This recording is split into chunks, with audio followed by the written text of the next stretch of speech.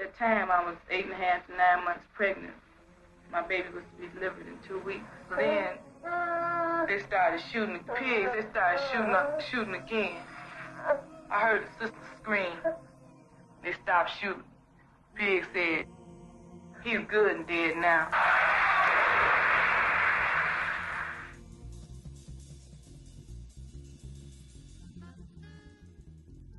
Tear gas is stone. Here's your water and your mask. Keep this on you.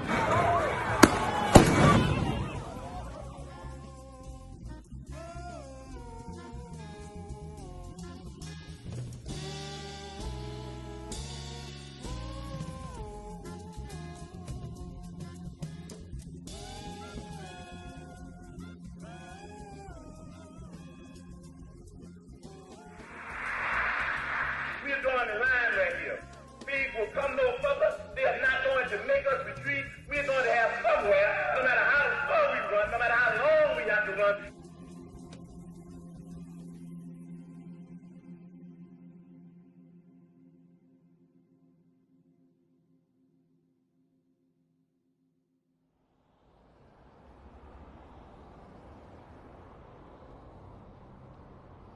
It's 2337 West Chairman Fred Hampton Way.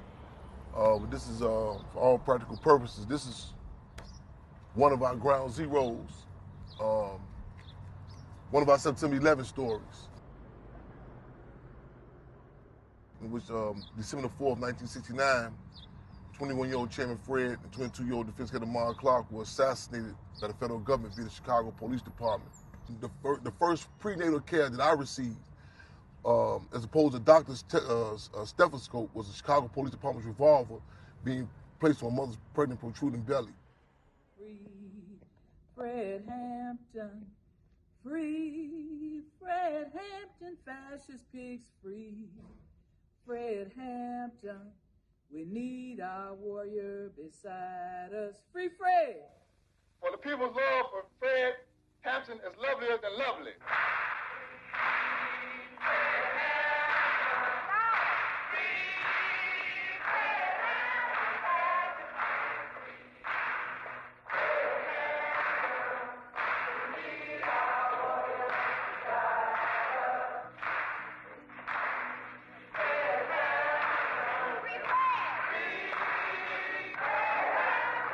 Back down memory lane.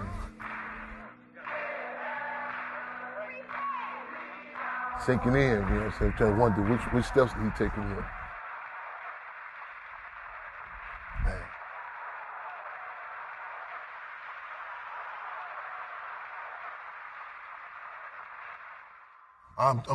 I'm Chairman Fred Hampton Jr.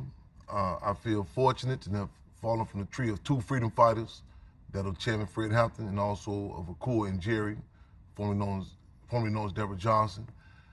I got at this, and then also, I guess, in the eyes of the state, from the system, I have been pretty much deemed a three-strike offender. One, for just simply being African. Two, for being the son of Chairman Fred and Akua and Jerry. And three, for continuing to fight for the liberation of our people.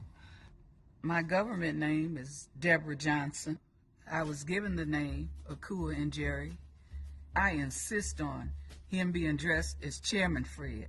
That wasn't just something we called him because we liked him or he was a nice person or our buddy. We were a structured organization where people had positions and respected, like you going to church. You know, people say, well, what made the Black Panther Party stand out? Like people, you know, some people say, well, they had leather jackets. And I said, well, you know, the Hells Angels had leather jackets. The deal is, the Black Panther Party was an organization that stood up on its own terms, that fought for that precious entity, self-determination. Off of the 10-point programming platform, programs were put in place. The party was mandated wherever they were, not just in Chicago, but all over, to build survival programs. We could fight so we could run our communities in our own interest.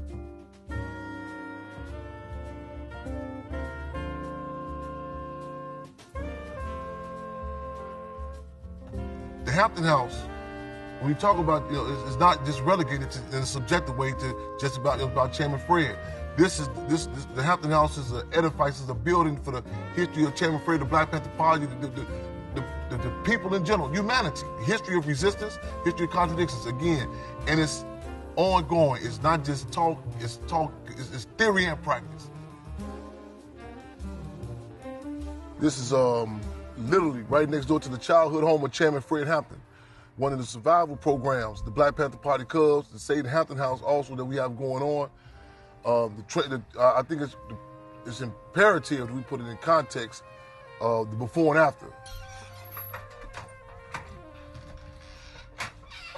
Free them all. Heads up, eyes open, the fist clenched. You know how we do this? We are literally, matter of fact, before we go inside, scan the hallways, because we see this is history. The outside of the Hampton House, the inside of the Hampton House, from the elementary school he attended to paintings and murals. This is my favorite picture right here of me. And my arrest picture when I was pregnant. They had snatched me with you in my belly out of the house. Out of our house at 2337 West, now known as Chairman Fred Hampton Way.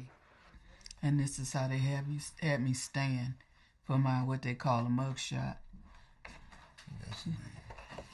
This is the last generation of people that were involved in the Black Panther Party can teach about that period. So this handed down generation to generation, so we don't pass down a legacy of shaking in our boots and scared to fight back. The purpose of this thing is to make power to the people a reality. You probably won't see it in this time, but we have to keep fighting. But we talking about the masses of black people, poor and oppressed people, having control over their own lives. What's good for the family may not always be good for the community. But what's good for the community is good and will benefit the family. Our position is that the Hampton House will serve education, not in a way that, in a real deal sort of way.